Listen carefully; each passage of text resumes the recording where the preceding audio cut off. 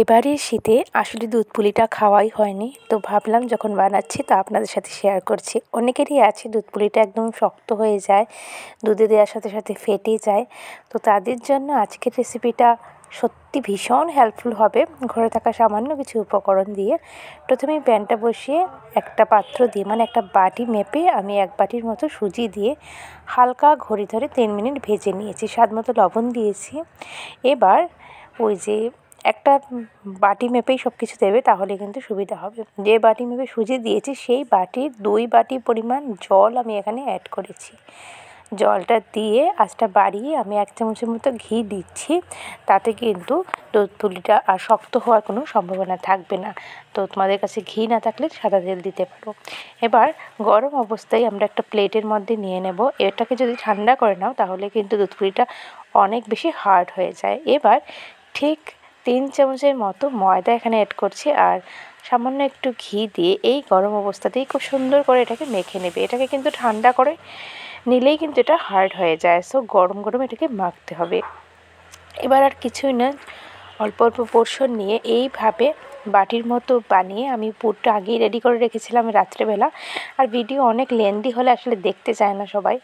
তো দেখো এখানে নারিকেলের পুর দিয়ে এইভাবে সিল করে নিচ্ছি।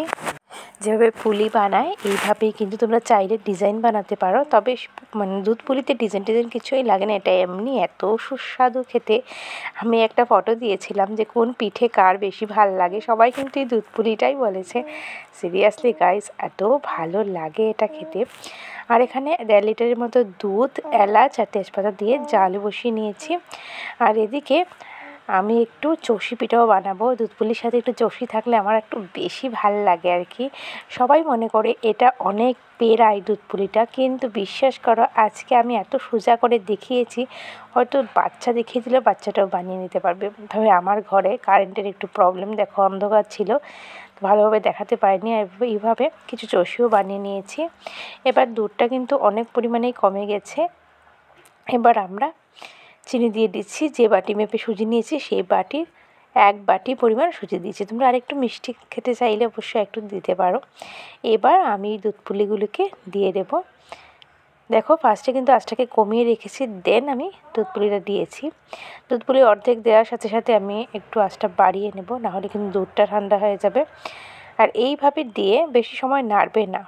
তো আমি প্রত্যেকটা দিয়ে দিয়েছি। আমি অনেকগুলো দুধ পুলি বানিয়েছিলাম। আর যারা দুধ পুলি লাভার আছো তারা কিন্তু ভিডিওটাতে কমেন্ট করতে ভুলবে না। এবার চষিও দিয়ে দিলাম।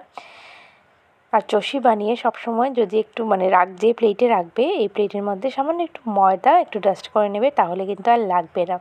এবার ঘড়ি ধরে 3 থেকে 4 মিনিট এটাকে ফুটিয়ে নিলেই রেডি হয়ে যাবে দুধ পুলি। তবে তার স্বাদ বাড়ানোর জন্য আমি 5 থেকে 6 চামচের মতো গুঁড়া দুধ একটু ঠান্ডা দুধের মধ্যে মিশিয়ে এইভাবে ফুটিয়ে নিয়েছি।